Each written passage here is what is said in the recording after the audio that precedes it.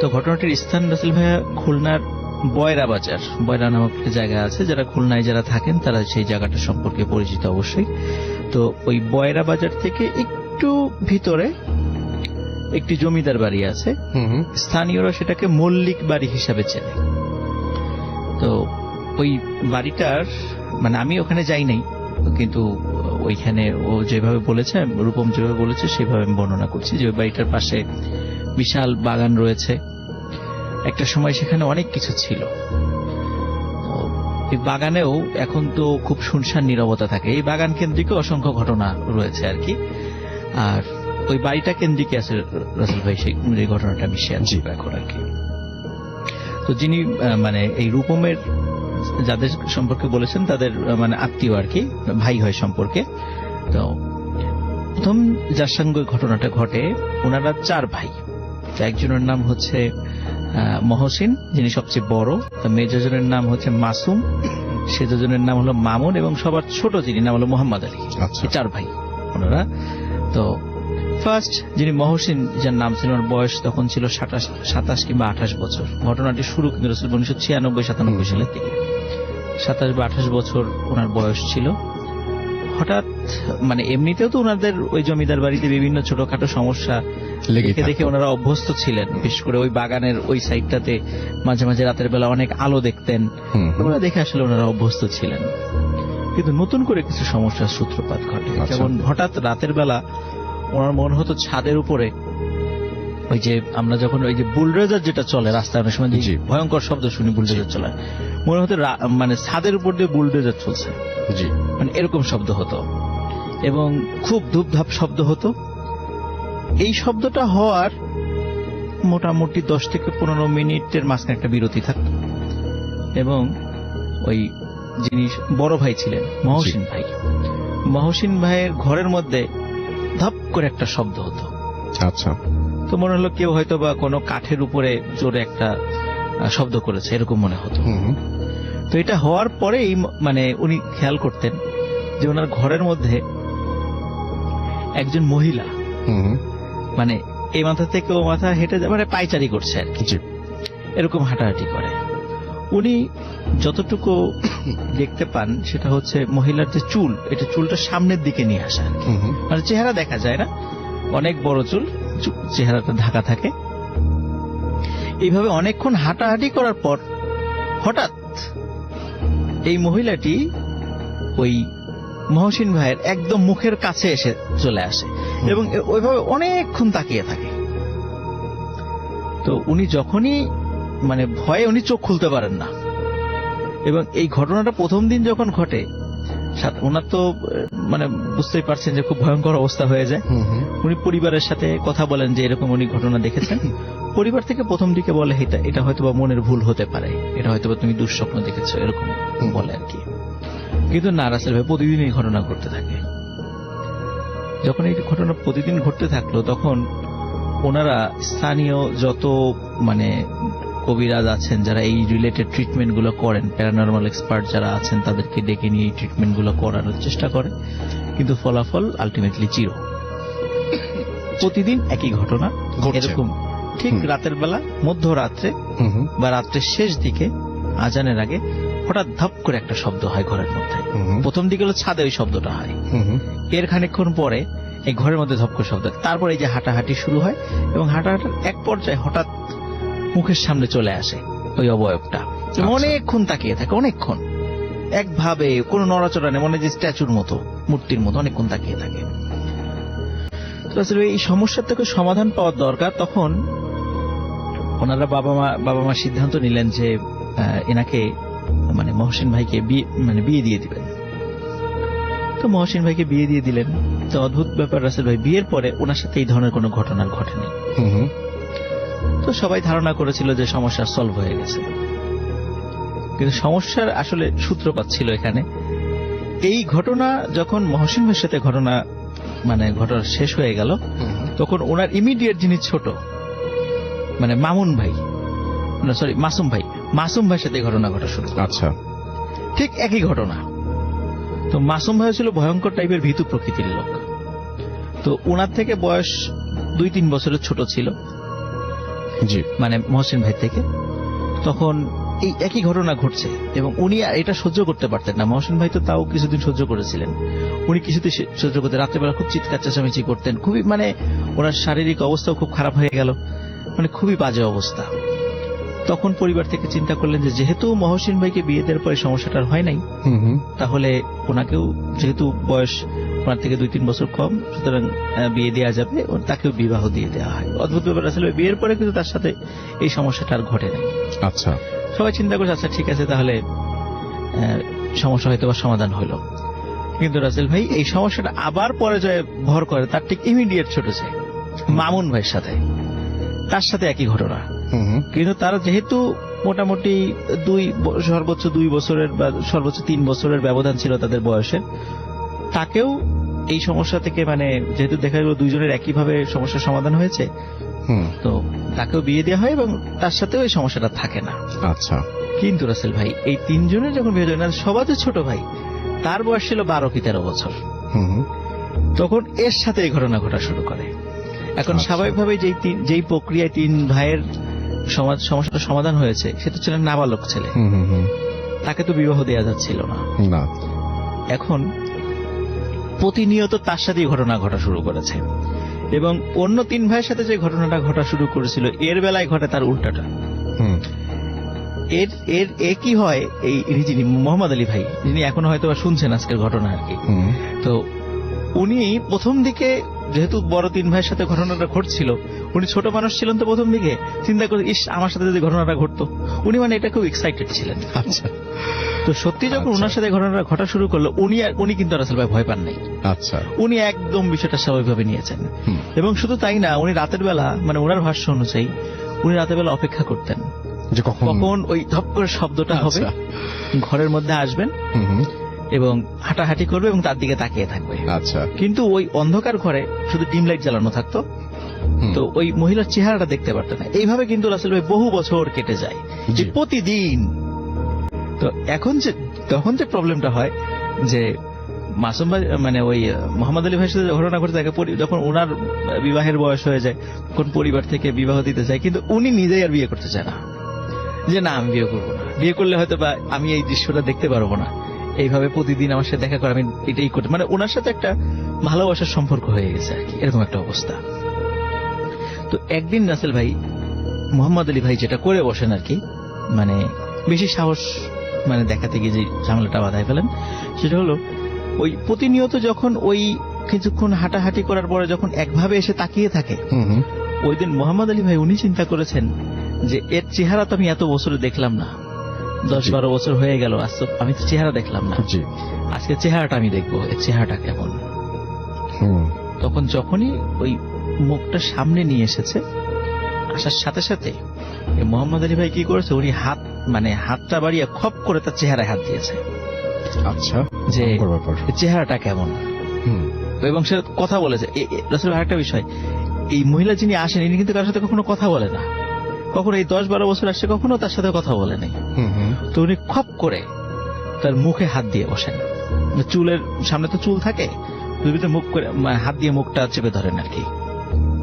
তো মোহাম্মদ আলী ভাইয়ের ভাষ্য অনুযায়ী উনি যখন মুখটা চেপে ধরেছেন, তখন ওনার কাছে মনে হয়েছে যে মানে 100 বছর উপরে যে বয়স্ক লোকের চামড়া যেভাবে ঝুলে পড়ে, খসখসে হয়ে যায়, ঠিক এবং খুব শক্ত টাইপের একটা চেহারা উনি হাত দিয়েছেন, এরকম মনে হয়েছে।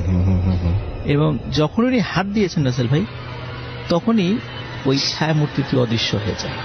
আচ্ছা, হাফেজ মাইনুদ্দিন ভাইকে দিয়ে শুরু করি। মাইনুদ্দিন ভাই, আসসালামু আলাইকুম, কেমন আছেন? ওয়ালাইকুম আসসালাম, আলহামদুলিল্লাহ ভালো আছি। জি, আপনি গত সপ্তাহে এসেছিলেন এবং আপনার একটা ঘটনার কিছু অংশ বলেছিলেন এবং বলেছিলেন যে তারপরে আপনি সেখানে যাবেন এবং সেখানকার আপডেট আমাদেরকে জানাবেন আজকে, সেটা একটু আমাদের একটু প্লিজ জানান। তো গত শনিবার আমার যাওয়ার কথা ছিল, সেখানে আমি শনিবার যেতে পারিনি, সেখানে আমি রবিবার যাওয়া হয়। কিন্তু ভয়ঙ্কর যে সমস্ত ঘটনা শুক্রবার থেকে শুরু হয়ে যায় শান্তার সাথে। শুক্রবার রাত সেখানে যে সমস্ত দুর্ঘটনাগুলো ঘটে সেটা আমাদেরকে যে বলা হয় আমাকে, সেটা হচ্ছে গত শুক্রবার রাত 2টা বা 2:30টার দিকে ওনার শান্তার সাথে থাকতে অনেকেই ভয় পাইতেছিল, তো ওনার সাথে ওনার ফুপি থাকতো। সেই শুক্রবার রাতে তার সাথে তার ফুপি ছিল। তো রাত 2টা-2:30টার দিকে নাকি তার পুরো ঘরটাতে সুগন্ধি চালের খুশবুতে ভরে গেছিল। তো জি মানে সেই সুগন্ধি চালের গ্রানটা খুব কম ছিল, পরে নাকি আস্তে আস্তে আস্তে আস্তে পুরো ঘর ছড়িয়ে গেছে সুগন্ধি চালের খুশবুটা। জি তো ওনার ফুপি বলতেছে এই এখন এত সুগন্ধি চাল অর্থাৎ পোলাওয়ার চালের গ্রান গুলো আসতেছে কোত্থেকে। তো উনি উঠলো, বাতিটা জ্বালালো। যখন বাতিটা জ্বালালো দেখলো সে যে জানালার পর্দার পেঁচানো, জানালার পর্দার সাথে একটা সাপ পেঁচিয়ে ছিল।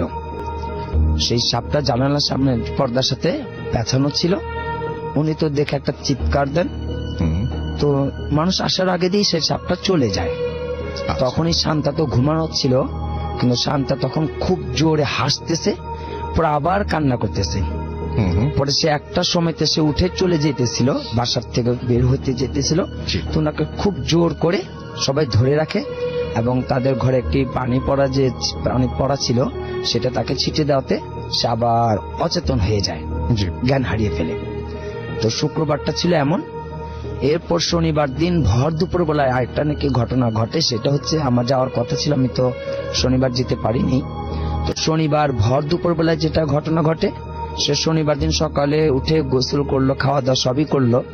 ঠিক ভর দুপুর বেলায় 12টা বা 12:30টার দিকে নাকি হঠাৎ করেই সে ঘরের থেকে জিনিসপত্র ভাঙচুর শুরু করে দিল। ঘরে কাছের জিনিসপত্রগুলো খুব ছুঁড়ে মারতে লাগলো, ভাঙচুর করতে লাগলো এবং সে কান্না করতে লাগলো। তো তার ফুপি ছিল, তার ফুপি তার সাথে খুব বকাঝকা করতেছে, এমন কেন করো। জি তো তার এগুলো কিছু বলে না, সে একটু পর হাসে, একটু পর কান্না করে। তোর ফুপি আবার ওকে ধরে ওই কিছু দোয়া পড়ে যখনই ফু দিবে তখন ফুপিকে নাকি এমন জোর একটা চর মারে। তখন ফুপি তাকে আর কিছু করতে পারেনি, ফু দিতে পারেনি। কিন্তু শান্তা সেটা নাকি জানে না যে ওকে যে চর মারলো ফুপি, সে ফুপিকে খুব খুশি একটা চর মেরে দেয়। ফুপিও তখন সেখান থেকে বের হয়ে যায় এবং ভয় পাইয়ে যায়। সে শান্তার সাথে আর এখন কেউ থাকেনি। শনিবার রাত্রেও ছিল একটা ভয়ঙ্কর। সেইখান হইতেছে ও যখন ঘুমিয়েছিল, তো মধ্যরাত্রে বেলায় এরকম গভীর 3টা-4টার দিকে নাকি ওয়াশরুম থেকে দেখা যাচ্ছে যে কল থেকে পানি অঝরে পড়তেছিল। তো কে যেন বলতেছে যে ওয়াশরুমে পানি কে ছেড়ে রাখছে। শান্তা তো ও তো ঘুমিয়ে আছে। তো ঘরে যখন ওয়াশরুমে গেছে পানিটা দেখার জন্য যে কে কল ছেড়ে রাখছে বন্ধ করবে, সে যখন দরজাটা নাকি ওয়াশরুমের দরজাটা খুলছে, সেইখানে নাকি যে ওনার চাচা হয় না কি যেন হয়, তাকেও সেখানে একটা চর মারে। তো সেই রাত্রিবেলাও তারা সবাই আতঙ্কে এবং খুব ভয়ে তারা সবাই মিলে দোয়া দুরূদ পড়তে থাকে। এবং সে শান্তার ঘরটা একমাত্র এখন সেদিন বন্ধই ছিল, ওকে একা রাখা হয়েছিল, সে ওইখানে আর কেউ থাকেনি ভয়ে। রবিবার দিন আমি যখন গিয়েছি বিকেল বেলা সন্ধ্যার দিকে আর কি, আমি বসে সবাইকে বললাম ঠিক আছে আসেন। সবচেয়ে বড় ভয় ছিল যে আমি যখন গিয়ে ওকে ডাকছি শান্তার কে বসে, সে কোনো মতেই উঠবে না। সে হাসতেছে, সে আবারও বলতেছে আমাকে যে আপনি কেন আসেন বারবার, আমাকে ডিস্টার্ব না করলে কি আপনার সময় কোনো অসুবিধা হয় না, মানে আপনি কেন আমাকে অসুবিধা করেন বারবার এসে, আপনি কেন আসতে না বলেছি, আপনি জানার পরও আমাকে কেন এত বিরক্ত করতেছেন, আপনি চলে যান। তখন বললাম হ্যাঁ আমি তো চলে যাব, কিন্তু আমি আপনার সাথে কিছু কথা বলতে চাই। যে আপনার এরকম কতদিন ধরে চলবে, আপনার যে মানসিক সমস্যা হয়ে গেছে, আপনি এমন পাগলামি করতেছেন, সবাই ঘরের মধ্যে অসুস্থ হয়ে আছে, সবাই নারাজ আপনার প্রতি, তো সবাইকে আপনি কিভাবে খুশি করাবেন আমাকে সেটা বলে দেন। আবার সে খুব হাসলো। পরবর্তীতে আমি যখন কোরআন থেকে কিছু তেলাওয়াত করি তখন আমার হাতের মধ্যে একটা আঁচড় পড়ে যায়। আমার এই হাতের মধ্যে আছে আঁচড়টা, সেই হাতের মধ্যে আমাকে একটা আঁচড় দেওয়া হয়। দরজাটা ছিল বন্ধ, আমার আঁচড় দেওয়ার পরে দরজাটা ছিল বন্ধ, সেই দরজাটা এমন ভাবে জোরে খুলে যায় মানে বিকট শব্দে, এতে সবাই ভয় পেয়ে যায় প্রচন্ড ভাবে। পরবর্তীতে আমি ওনাকে জিজ্ঞেস করলাম এখন আপনার নামটা বলেন, কোথা থেকে আসছেন এবং আপনার নামটা আমাকে বলে দেন। সে বলেই না, সে চুপ করেই বসে আছে। পরবর্তীতে আমি বললাম, দেখেন আমাকে নাম বলতে হবে এবং আপনি কোথা থেকে আসছেন, কেন আসছেন সেটাও আমাকে বলে দেন। সবচেয়ে বড় বিষয় হতেছে আপনি ঘর থেকে সবাইকে মুক্তি দান, সবাইকে খুশি করান। সবাই খুব অসন্তুষ্টিতে আছে, পেরেশানিতে আছে। আপনি কষ্টই মেয়েটাকে আঘাত দিতে পারেন না, আপনি চলে যেতে পারেন। কোনো কথাই সে বলতেছিল না। পরবর্তীতে যখন আমি কোরআনে পাক থেকে তেলাওয়াত করে একটি ফু দেওয়া হয়, তখন সেই শান্তা অজ্ঞান জ্ঞান হারিয়ে ফেলে।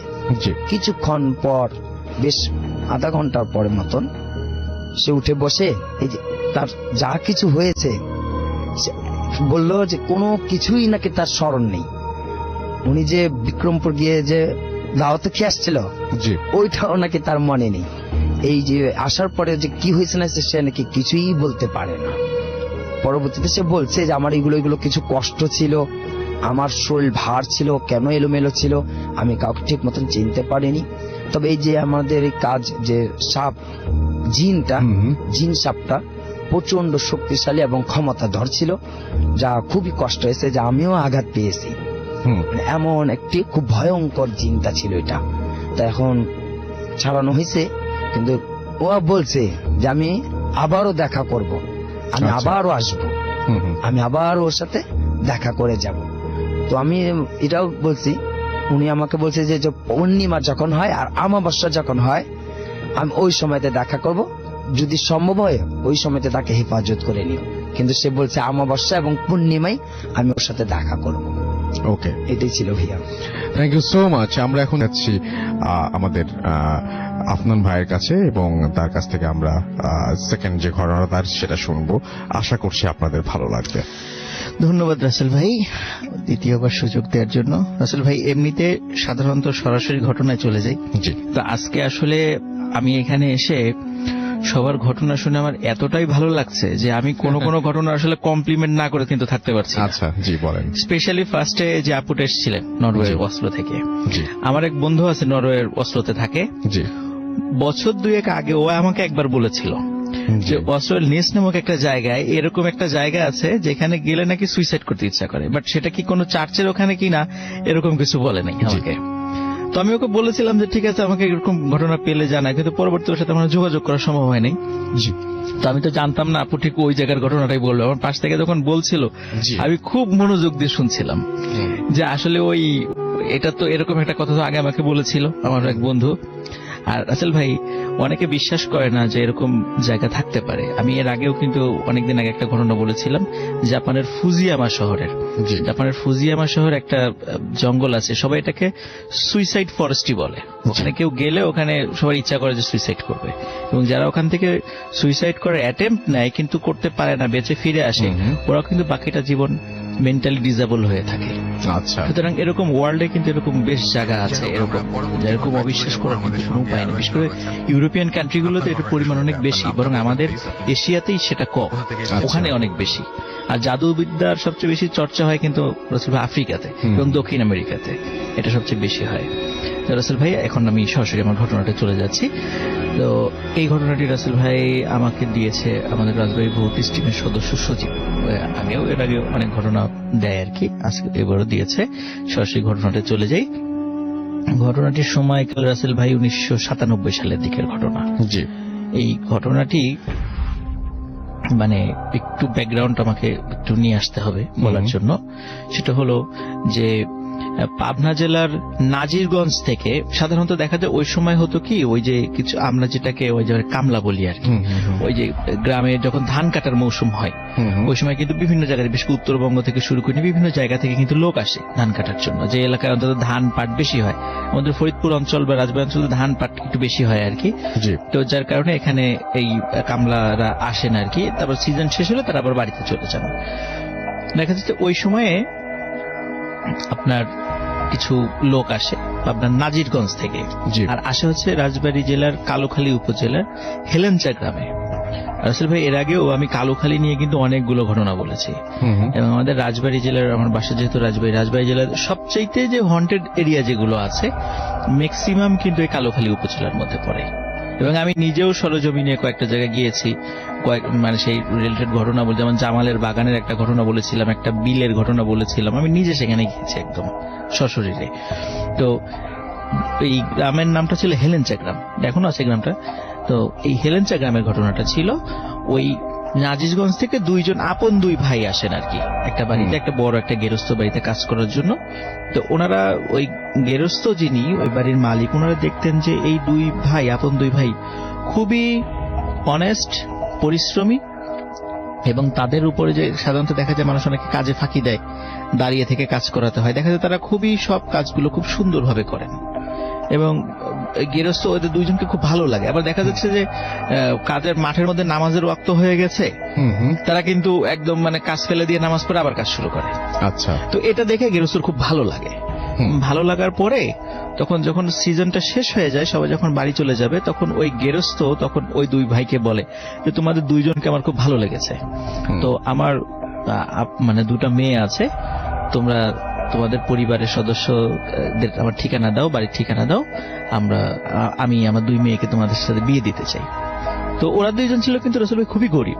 আচ্ছা, কিন্তু ওদের কাজ এবং আচার আচরণ, কথাবার্তা এতটা ভালো লেগেছে যে ওরা নিজের আপন মানে দুই মেয়েকে বিবাহ দিতে রাজি হয়েছে। তখন ওরাও খুব ভদ্রতার সাথে বলে যে আমাদের বাবা জীবিত নাই, আমাদের মা জীবিত আছেন, যে ঠিকানা দিচ্ছি, আপনারা আসেন আমাদের বাড়িতে। ভাই ঠিক আছে, ভালো, মানে উনি যথাযথভাবে তার মায়ের কাছে বিয়ের প্রস্তাব নিয়ে যান, মাও রাজি হয় এবং মানে ধুমধামের সাথে বিয়েও হয়ে যায়। এবং বিয়ের হওয়ার পরে দেখা যাচ্ছে ভাই ওই দুই ভাইয়ের ওই নাজিরগঞ্জ এলাকায় আসলে কোনো জায়গা টাকা ছিল না, ওরকম কিছুই ছিল না, মানে একরকম ভূমিহীন লোক ছিল। তো যার কারণে তার শ্বশুর বলে যে তুমি তোমার মা সহ সবাই এখানে চলে আসো, মানে হেলেঞ্চা গ্রামে চলে আসো, এখানেই থাকো, ওখানে যেহেতু জায়গা তোমাদের ওইভাবে নাই, আর চরাঞ্চল, কষ্ট হবে, আমার মেয়ে দুটোরও কষ্ট হবে। তো সবাই মিলে হেলেঞ্চা গ্রামে চলে আসেন। তো চলে আসার কিছুদিন পরে, ধরেন সপ্তাহখানেক পরে, এই দুই ভাইয়ের মা হঠাৎ করে খুব অসুস্থ হয়ে পড়েন। অসুস্থ হওয়ার পরে এবং অসুস্থ হওয়ার মোটামুটি এক সপ্তাহের মধ্যে মা মারা যান।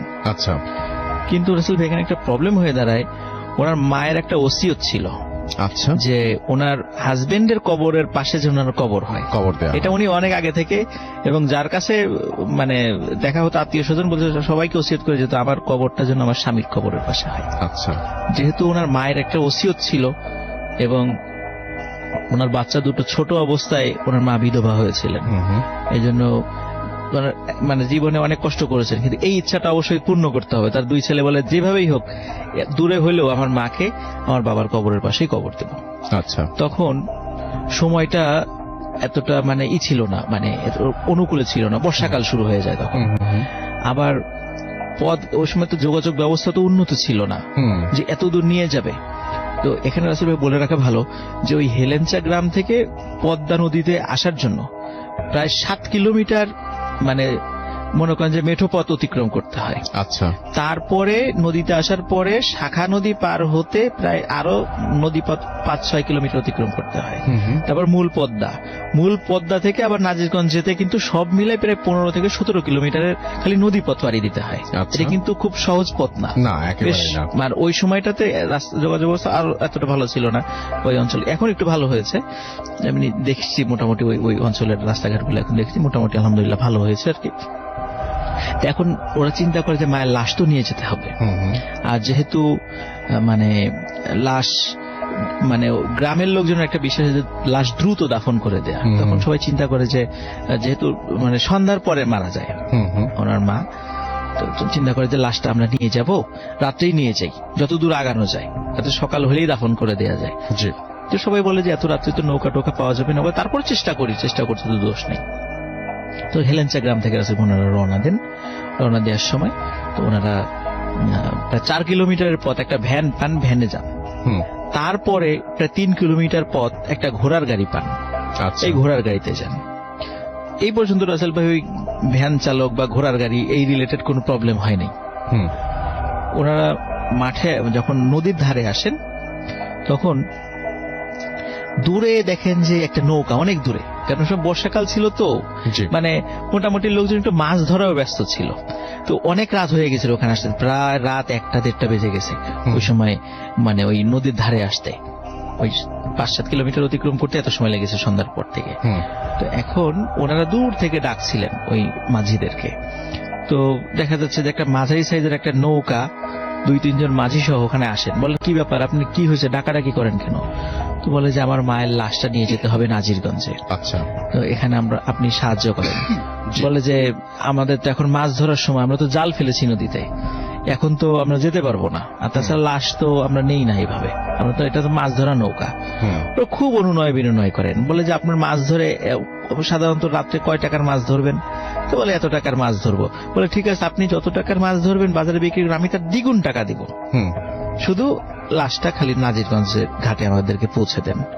তখন ওরা চিন্তা করে যে ঠিক আছে, টাকা যেহেতু দিতে চাচ্ছে আর লোকটা বিপদেও পড়েছে, একটা মানবিক একটা দায়িত্ব এটা পৌঁছে দেয়া। তখন তারা রাজি হন, এবং ওরা কিন্তু মানুষই ছিল রাসেল ভাই, ওরা কোনো জিন টিন ছিল না, একদম মানুষই ছিল, নর্মাল স্বাভাবিকভাবে এ পর্যন্ত চলছিল। লাশ যখন রাসেল ভাই শাখা নদী পার হয়ে মূল পদ্মা নদীতে চলে আসে, তখন নৌকা যখন যাচ্ছে যাচ্ছে আস্তে আস্তে হঠাৎ একটা অদ্ভুত ঘটনা ঘটে। কি বলেন? সেটা হচ্ছে যে ওরা দেখে নদীর মাঝখানে একটা বড় আকৃতির বক দাঁড়িয়ে আছে। আচ্ছা, খুব ইন্টারেস্টিং ব্যাপার। বড় আকৃতির বক রাসেল ভাই, এর বক কিন্তু রাসেল ভাই পানির উপর দাঁড়ায় না, এটা হয়তো বা ওই চট টট পড়লে দাঁড়ায় এর উপরে। রাইট। এখন লোকজন চিন্তা করছে মাঝি কি ব্যাপার, এদিকে তো নৌকা তো মাঝে মাঝেই নিয়ে আসি, এই চর আসলো কোত্থেকে এখানে? বক দাঁড়িয়ে আছে রাতের বেলায়, স্পষ্ট দেখা যাচ্ছে একটা বড় আকৃতির বক এবং অস্বাভাবিক রকমের বড়। চিন্তা করে হতেও পারে হয়তো বা রাতের বেলা অত বড় বক হতেও পারে, কিন্তু ওরা কখনো দেখে নাই। আমাদের কোন কোন মাঝির বয়স ছিল 60 ঊর্ধ্ব 3 জনের মধ্যে, কিন্তু এত বড় বক কখনো দেখে নাই। যাই হোক, নৌকা ওদিক দিয়েই যেতে হবে রাসেল ভাই, কিছু করার নাই। এখন বক তাদেরকে দেখে ওখানে নড়াচড়া করে না, উড়েও যায় না। জি। হঠাৎ করে রাসেল ভাই মানে এই নৌকাটা দাম করে একটা মানে কোনো কিছুর সাথে ধাক্কা খেয়ে থেমে যায়, মনে হয় নিচে কোনো চর পড়ে গেছে। এবং ওরা সবাই অবাক হয়, এটা মাঝ নদী, মানে একদম উত্তাল পদ্মা, বর্ষার সময় স্রোত, এইখানে তো চর পড়ার কোনো কথা না। মানে সবাই খুব অবাক। যাই হোক, যেহেতু একটা ধাক্কা খেয়েছে তো নৌকাটা তো সরাতে হবে, এবং ধাক্কা খাওয়ার পর দেখে রাসেল ভাই বক ওটা ওইভাবেই আছে। সে কি করছে, ওই নদীর মধ্যে মাথাটা ঢুকিয়ে মাছ খাওয়ার চেষ্টা করছে। তো একজন মাঝি নামার পরে দেখে যে সত্যি তার মোটামুটি হাঁটু পানিরও নিচে পানি আর কি, মানে ওখানে চর আছে। খুব অবাক হন, চর তো থাকার কথা না এখানে, খুব চিন্তিত হয়ে পড়ে। তো যাই হোক, যেহেতু আছে কিছু করার নাই, হতেও পারে কোনোভাবে। উনি ধাক্কা দিয়ে নৌকাটা চর থেকে দূরে সরাই নিয়ে, যাতে নৌকাটা একটু ঘুরিয়ে নিয়ে যাওয়া যায়। আচ্ছা। তো রাসেল ভাই যখন উনি নৌকাটা ধাক্কা দিয়ে সরানোর চেষ্টা করছিলেন, কিছুতেই নৌকা সরছিল না, মনে হচ্ছে কোনো একটা জিনিস নিচ থেকে এমন ভাবে নৌকাটা টেনে ধরে রেখেছে যে কোনোভাবেই সেটা সরানো যাচ্ছে না। তো উনি মনে করছেন হয়তো বা চরের একটু বেশি উপরে উঠে গেছে নৌকা, যার কারণে ধাক্কা দিয়ে সরাতে পারছেন না। তো সবাই নৌকার উপরেও যারা ছিল, তখন কয়েকজন মাঝি চিন্তা করলো আচ্ছা ঠিক আছে, উনি একা যেহেতু পারছেন না, তাহলে আমরাও নামি। আচ্ছা। তো তারা যখন নামার অ্যাটেম্প নিচ্ছিল, হঠাৎ করে মানে কোনো কথা ছাড়াই যিনি নেমেছিলেন প্রথমে, দেখে যে উনি শুধু বলল যে ওরে আল্লাহ বলে এরকম একটা শব্দ করেছে, আর হঠাৎ করে দেখে উনি সাথে সাথে পানির নিচে তলিয়ে গেল। আচ্ছা। এবং পানির নিচে তলিয়ে যাওয়ার সাথে সাথে দেখে বকটাও নাই, আর ওই যে নৌকাটা একটু দোলা শুরু করছে, মানে যে মাটির সাথে থেকে যাওয়া অবস্থাতে একটু আটসাট হয়েছিল। পরে যখন তারা বৈঠা দিয়ে পানি মাপতে গিয়ে দেখেন নিচে কোনো চর নাই। আচ্ছা, অদ্ভুত ব্যাপার। তো তাহলে ওই ইটা কোথায় গেল, ওই মাঝি কোথায় গেল? তখন ওই দুইজন ওনারা একটু ডুব দিয়ে খোঁজার চেষ্টা করেন, কিন্তু কোথাও পায় না মাঝিকে। অনেকক্ষণ খোঁজার চেষ্টা করেন, আশেপাশে খোঁজার চেষ্টা করেন, কোথাও পায় না। তো হঠাৎ মাঝির লাশ ভেসে ওঠে মোটামুটি আধা ঘন্টার মধ্যে। দেখে যে হাঁটু থেকে মানে তার ঠিক যতটুকু অংশ পানির নিচে ছিল শরীরের, এই ততটুকু অংশ আর শরীরের সাথে নাই। আচ্ছা, এই 2 পায়ের ওই অংশ হাঁটুর নিচ থেকে সেটা ভ্যানিশ, মানে কেউ মানে টান দিয়ে ছিঁড়ে ফেলেছে এরকম একটা অবস্থা। আর তার মানে ডেড বডি পাওয়া যায় আধা ঘন্টার মধ্যে। তো এটা দেখে সবাই ভয় পান, কি ব্যাপার, এটা কিভাবে হলো, নিশ্চয়ই মানে এখানে ব্যতিক্রম কোন জিনিস আছে। তখন ওনারা চিন্তা করেন তাড়াতাড়ি নৌকাটা পার হয়ে যায়, এখান থেকে বিদায় হয়ে ওই লাশটাও নৌকায় ওঠার পর তাড়াতাড়ি নৌকা, এখন তারা চিন্তা করছে এখন মাঝ নদীতে আসছে, এখান থেকে নাজিরগঞ্জটাই কাছে, ফিরে যাওয়াটা আরো বেশি পথ। চিন্তা করলাম তারা নাজিরগঞ্জে চলে যায়, নাজিরগঞ্জটা কাছে, এখান থেকে অনেক দূর, নাজিরগঞ্জের কাছাকাছি চলে আসছি। তো যাওয়ার মনে করেন যে আধা কিলোমিটার পার হওয়ার পর আবার নৌকাটা আটকে যায়। আচ্ছা, একই রকম ভাবে, এবং দেখে ওই সেই বকটা ওখানে দাঁড়িয়ে আছে, বড় আকৃতির বকটা। এইবার ওরা চিন্তা করে যে এইবার তো আর উপায় নাই, এইবার মৃত্যু আমাদের নিশ্চিত। তখন রাসেল ভাই একটা অদ্ভুত ঘটনা ঘটে, মানে ওখানে যারা উপস্থিত ছিল সবাই ওনার একটা অদ্ভুত ব্যাপার শুনছেন, যে তোদেরকে ছেড়ে দিব, এই মহিলার লাশটা এই পানিতে ফেলে দিতে হবে, এই শর্তে ছাড়তে পারি, না হলে কিন্তু মহিলার লাশও নিব, তোদেরকেও মেরে ফেলবো, কিন্তু তোদের লাশ আমাদের প্রয়োজন নাই, এই মহিলার লাশটা আমাদের প্রয়োজন। এখন তোরা বাঁচতে চাইলে এই মহিলার লাশটা ফেলে দিবি। এখন রাসূল ভাই ওনার 2 সন্তান, এটা কি কখনো সম্ভব মায়ের লাশটা ফেলে দেবে? এটা কিন্তু একটা ইম্পসিবল ব্যাপার, এটা কখনো হতে পারে না। এটা হতে পারে না, নিজের মায়ের লাশ পানিতে ফেলে দেবে, কে বা কে বলছে জিন হতে পারে, ভূত হতে পারে, তাদের কথা শুনে মায়ের লাশ ফেলে দেবে, এটা হতেই পারে না। আর ওরা 2 জন খুব নামাজ কালামি লোক ছিলেন। তখন চিন্তা করেন এই সমস্যা থেকে উত্তরণের জন্য কি করা যায়। তখন এক ভাই বললেন যে নৌকা চালাতে থাকবা, আমি আজান দিব, যতক্ষণ পর্যন্ত নৌকা ঘাটে না পৌঁছাবে নাজিরগঞ্জ পর্যন্ত আমি আজান থামাবো না, আজান শেষ হয়ে যাবে আমি আবার দিব, আমি শেষ হয়ে যাব অন্য ভাই দেয়া শুরু করবে, এইভাবে চলতেই থাকবে। আর ওনারা যে 2 জন মাঝি জীবিত ছিলেন, ওনারা মানে প্রচন্ড জোরে নৌকা বাইতে থাকবেন। তো সত্যি রাসেল ভাই ওনারা আজান দিতে থাকেন একের পর এক, এবং দেখে যে ওই বকও উড়ে যায় আর নৌকাও মানে চলা শুরু করে। এইভাবে নাজিরগঞ্জ পর্যন্ত ওরকম যায়। যাওয়ার পরে যথাযথভাবে তার মায়ের লাশটা দাফন করা হয়। দাফন করার পরে এই ঘটনাটা কেন ঘটলো সেইটার একটা বিষয় অনুধাবন করার চেষ্টা করা হয়। সেটা হলো রাসেল ভাই, আমরা এই বিষয়গুলো আসলে অতটা বুঝতে পারি না, যে মানুষের ওই যে অনেকে মারা যায়, আমরা ওই যে অমাবস্যা, পূর্ণিমা তিথি, একাদশী, এরকম কিন্তু অনেক তিথি থাকে, তিথির হিসাব যদিও আমি অতটা জানি না। তো ওই জিনেরা এই সমস্ত বিষয়ের হিসাব রাখে, যে সাধারণত এই ধরনের মানে ওদের রাশি বা এই তিথির সাথে মিলে যাওয়া, কিন্তু আমি জানতাম না এরকম। হ্যাঁ, মিলে যাওয়া এই ধরনের, এই যে আমরা রাসেল ভাই ওই যে শুনি না যে অনেক সময় দেখা যাচ্ছে যে একটি লাশ নিয়ে যাচ্ছে পিছন থেকে, ওই লাশই বলছে যে আমার লাশটা নিস না, রেখে যা।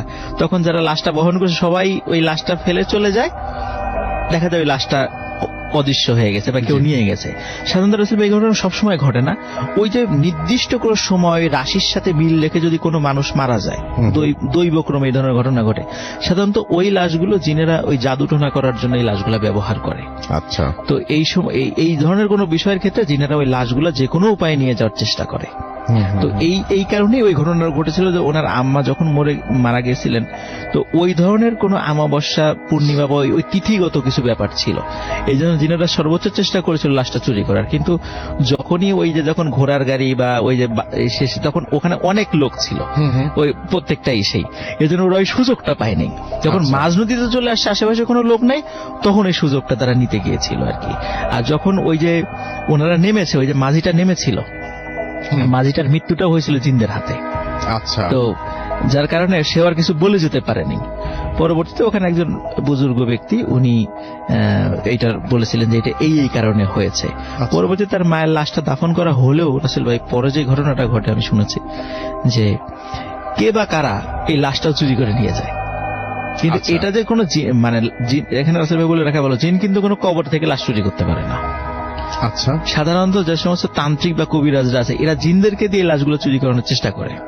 যদি তারা ব্যর্থ হয়, সেক্ষেত্রে তারাই সশরীরে এই মানে এক্সিকিউশন মিশনে নামে। সেক্ষেত্রে আমরা অনেক সময় শুনি যে অনেকের কবর থেকে মাথা কেটে নিয়ে যায়, এই হয় সেই হয়, এই ধরনের ঘটনা রাসূল ভাই তখন কিন্তু ঘটে। আর এই বিষয়টা 1997 সালের রাসূল ভাই ঘটনা, যেটা আমাদের ভূত স্ট্রিমের সদস্যরা এটা কালেক্ট করেছে। ধন্যবাদ রাসেল ভাই, এটা ছিল আমার second. Thank you so much. খুবই অদ্ভুত টাইপের একটা ঘটনা এবং এই ঘটনাটা শুনতে শুনতে অনেক ভালো লাগছিল, খুব অবাক হতে হচ্ছিল। আপনার ভাই আপনার কিছু মনে হয় বলার ছিল এবং আপনার যে কাছে আবারও ফিরে আসি। থ্যাংক ইউ আফনান ভাই, চমৎকার। আমার মনে হয় প্রথম ঘটনার চাইতেও দ্বিতীয় ঘটনাটা একটু বেশি মানে আনএক্সপেক্টেড অনেক কিছু ঘটেছে এই ঘটনার মধ্যে। Thank you very much. যাই হোক, আমরা পরবর্তী ঘটনায় চলে যাব। ঘটনাটি ছিল 1990 সালের ঘটনা এটা। তো ঘটনাটি ঘটে বরিশালেরই কোন একটি গ্রামে। আমি গোপনীয়তার সাথে গ্রামের নামটা বলছি না রাসেল ভাই। ঠিক আছে, নো প্রবলেম। তো ঘটনা হচ্ছে আমার গ্রামেরই একজন লোককে কেন্দ্র করে, যিনি হচ্ছেন আমার চাচা, সম্পর্ক নিয়ে আমার চাচা হন, ওনার নাম হচ্ছেন বিল্লাত আলী। আচ্ছা, তো ঘটনাটা ঘটে ঢাকায়। আমার আরেক চাচা যার নাম হচ্ছেন আব্দুল খালিক, আমার এই চাচা ঢাকাতেই সড়ক দুর্ঘটনায় মারা যান। তার মৃত্যুটা স্বাভাবিক না, আপনারা জানেন যে সড়ক দুর্ঘটনায় মারা যাওয়া মানে অপমৃত্যু হওয়া। আচ্ছা, তো আমি সড়ক দুর্ঘটনাটা একটু বর্ণনা দিই। সেটা হচ্ছে যে উনি ঢাকাতে একটা সরকারি অফিসে চাকরি করতেন। তো উনি রেগুলার বাসা থেকে সাইকেলে করে অফিসে যেতেন রাসেল ভাই। বাসা থেকে অফিসটা খুব বেশি দূরে ছিল না। তো উনি বরাবরের মতো সেদিনও সাইকেলে করেই যাচ্ছিলেন। তো উনি যখন সাইকেলে করে যাচ্ছিলেন, উনি রাস্তার একটা পর্যায়ে যাওয়ার পর ওনার সাইকেলের চেইনটা পড়ে যায়। তো উনি তখন রাস্তার মাঝ প্রান্তে থাকা অবস্থায় সাইকেলের চেইনটা পড়ে যাওয়ার কারণে উনি রাস্তার মাঝখানে দাঁড়িয়ে সাইকেলের চেইনটা ওঠানোর জন্য চেষ্টা করতেছিলেন। তো অপর প্রান্ত থেকে একটি দ্রুতগামী ট্রাক এসে রাসেল ভাই তাকে চাপা দিয়ে যায় এবং ট্রাকের নিচে চাপা পড়ে উনি মারা যান। তো আমি একটু বলি যে উনি যখন ট্রাকের নিচে চাপা পড়েন, তখন ওনার দুই থাইস রান এদিকে আর কি বিচ্ছিন্ন হয়ে যায় শরীর থেকে, এবং তার মাথাটা বিচ্ছিন্ন হয়ে যায় এবং মাথাটা একটু বিভৎস হয়ে যায়। আর যেটা বুঝতে পারতেছেন আর কি। তো রাসেল ভাই যথারীতি লাশ মর্গে নেওয়া হয়। মর্গে নিয়ে তদন্ত শেষে লাশটা আর কি তার গ্রামের বাড়ি বরিশালে পাঠিয়ে দেওয়া হবে। তো রাসেল ভাই তো মর্গে থেকে ওইখান থেকেই তাকে মানে দাফন কাফন পরিয়ে আর কি, কাফনের কাপড়টা পরিয়ে আর কি বরিশালের উদ্দেশ্যে পাঠিয়ে দেওয়া হয়। তো লাশটা নিয়ে যখন বরিশালের উদ্দেশ্যে রওনা দেন, তখন বরিশালে তার লাশটা নিয়ে পৌঁছাতে রাত 3টা বেজে যায়। আচ্ছা, তো এবার বলি বিল্লাত চাচার কথা। আমার যে বিল্লাত চাচা ছিলেন, উনি পেশাগতভাবে উনি কবর খোঁড়ার কাজ করতেন। তো ঘটনা বেসিক্যালি তাকে কেন্দ্র করেই। তো লাশটা বাড়িতে নিয়ে যাওয়ার পরে সহত সেই বিল্লাত চাচাকেই খবর দেওয়া হয় লাশের কবর খোঁড়ার জন্য। বিল্লাত চাচাও যথারীতি চলে আসেন। তো উনি যে টাইমটাতে চলে আসেন সেই টাইমটা এক্সাক্ট আমার মনে নেই, হবে 3:30 কি 4টা রাত তখন।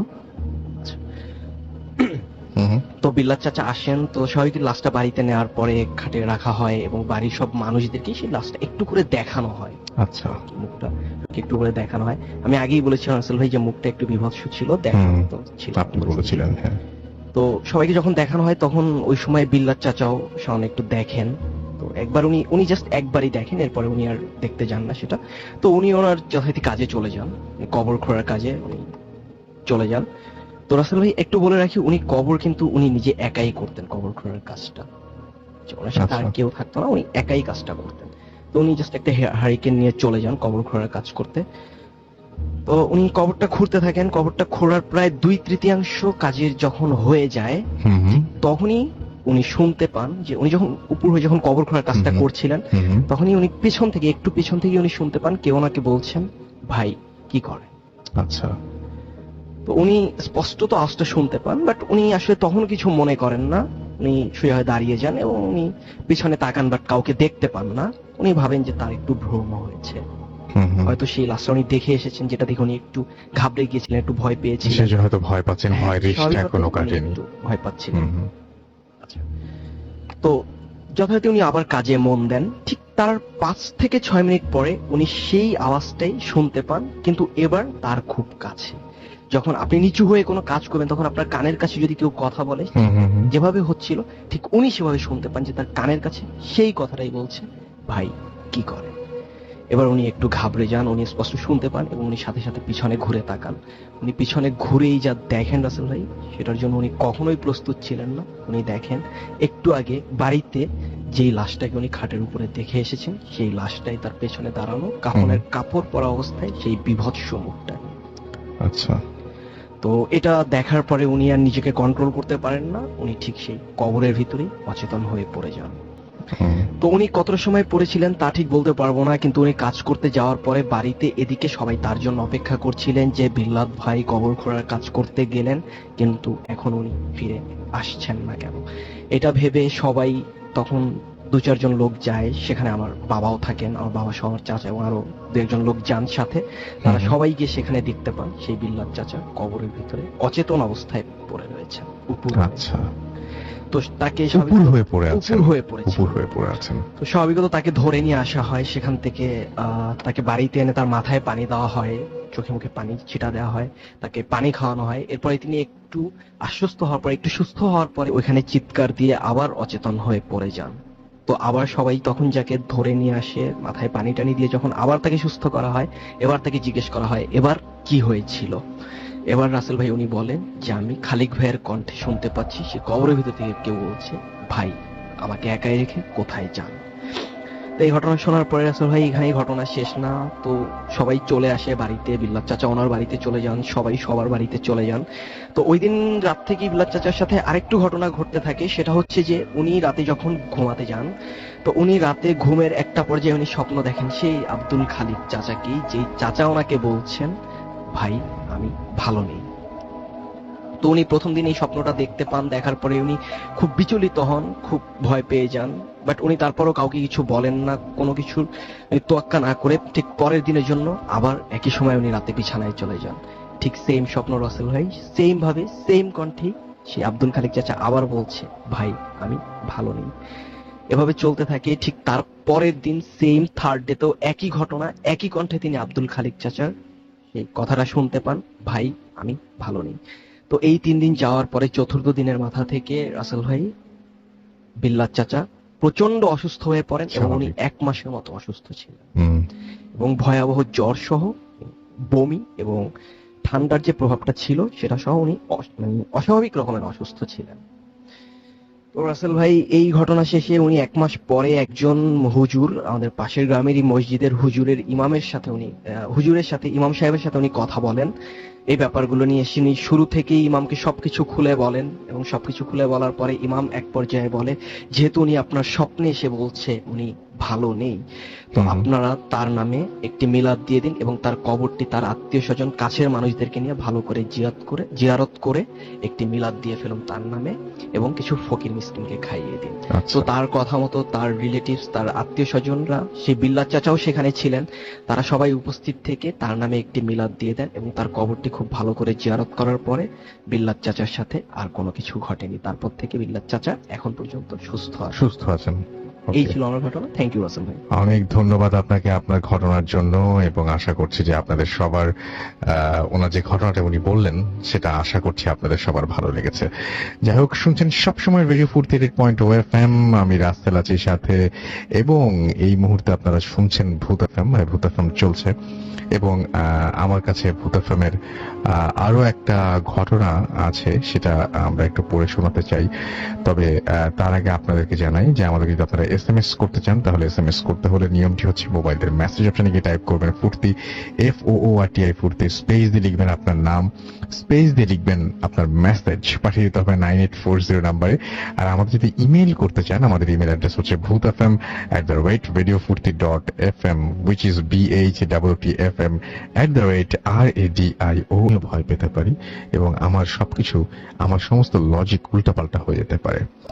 আমি এখন যে ঘটনায় যাব সেই ঘটনাটি আমাদের আরেকজন অতিথি, তিনি হচ্ছেন হাফিজ সাহেব, আমাদের যিনি রেগুলার আসেন, মঈনুদ্দিন, এবং তিনি সমস্যায় পড়লে মানুষের উপকার করেন এবং সমস্যার সমাধানও করতে চেষ্টা করেন, কিন্তু কখনো কখনো যেটা হয় সেটা হচ্ছে নিজের জীবনেও তার ভয়ঙ্কর পরিণতি চলে আসে এবং সেই ভয়ঙ্কর পরিণতি তাকে মেনে নিতে হয়, সেই ভয়ঙ্কর মুহূর্ত তাকে বরণ করতে হয়। এরকম একটা অবস্থার মধ্যে তিনি পড়েছিলেন। আমরা শুনবো তার কাছ থেকে কি ঘটেছিল তার সেই ঘটনাটি, এবং আশা করছি যে আপনাদের অনেক বেশি ভালো লাগবে।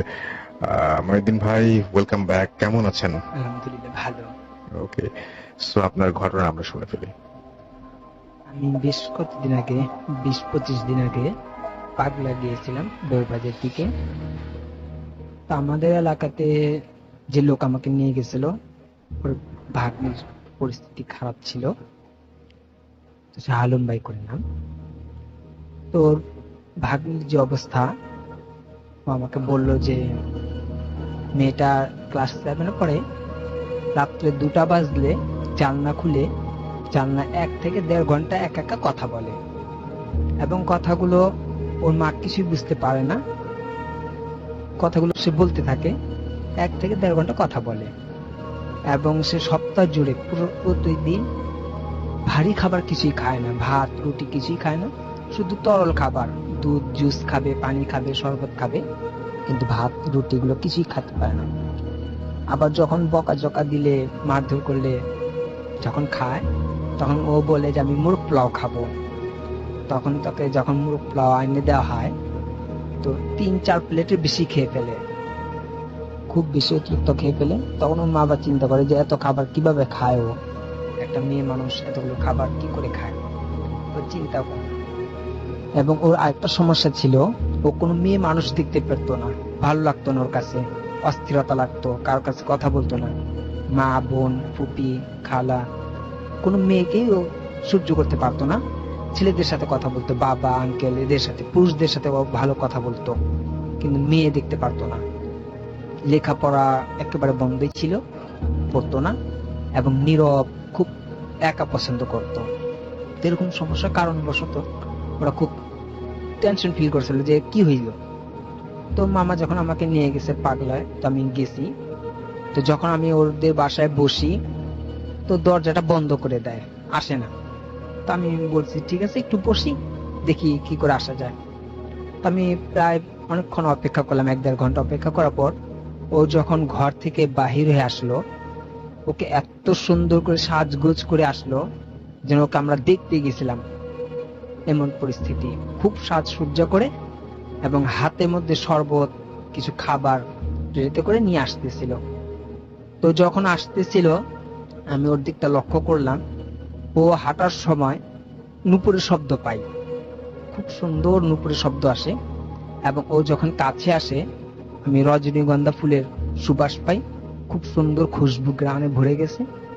এবং ও যখন চলে আসতেছিল আমাদের এই রুমটাতে, বারান্দার মধ্যে বেসিং ছিল, একটা গ্লাস ছিল বেসিং এর উপর, সবাইকে দেখা যায় কিন্তু মেয়েটাকে দেখা যাচ্ছে না গ্লাসটাতে।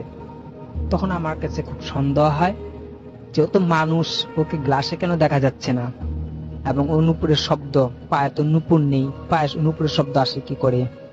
এবং ও যখন আসলো, রজনীগন্ধা ফুলের গ্রানে ভরে গেল। তখন আমি ভাবলাম যে অবশ্যই তাহলে এটা কোনো জিনের আসর। তো যখন ও এসে বসলো আমার কাছে, এসে যখন বসে আমার কাছে বসলো, ও আমার ডান হাতের মধ্যে একটা চুমু দিল। তখন আমার ভিতরে একটু খুব ভয় কাজ করলো। এবং পাশের যে তারা ছিল, ঘর ভর্তি মানুষ ছিল, ওরা বলতে লাগলো দেখো, ওর ভিতরে কোনো জিন ভূত কিছুই নেই, ও বড় হয়ে গেছে, ওর জন্য একটা ভালো ছেলে দেখে বিয়ে দেওয়ার ব্যবস্থা করে দাও, দেখবে সব ঠিক হয়ে গেছে, ওর কোনো জিন ভূতের কোনো কিচ্ছু নেই। তখন আমি বলে দিলাম যে দেখেন, আপনারা সবাই বাহিরে চলে যান, আমাকে যিনি নিয়ে আসছে শাহ আলম ভাই থাকবে, আর ওনার বাবা থাকুক, বাকি সবাই বাহিরে চলে যান, আমি ওকে দেখবো। তো যখন ও আমার হাতে চুমু দিল এবং আমার হাতটা কাঁপতেছিল, তখন মেয়ে বলতেছে আপনার হাত কাঁপে কেন? তখন আমি বলছি বয়স বেশি হয়ে গেছে তো, তাই জন্য হাত কাঁপতেছে। তো যখন আমি ওর বসালাম, দরজাটা বন্ধ করে ওর বাবা এবং মামাকে রেখে, আমি ওর হাত দুটোর আঙ্গুলটা যখন চাপ দিই এবং সূরা জিনের 5 আয়াতটা যখন পড়ি, তখন ওর পরিস্থিতি খুব ভয়াবহ হয়ে যায়। তার চোখ দুটো এমন অবস্থা হয় যা দেখে ওর বাবা বলতেছে যে আমার শরীরের অবস্থা অনেক খারাপ হয়ে গেছে, আমার পেছনের সাইড মাথাটা এবং খুব ব্যথা করতেছে, আর অস্থিরতা লাগতেছে, আমার ভালো লাগতেছে না, আমি বাইরে চলে যাই, আপনি কাজ করে, ওর মামা থাকবে।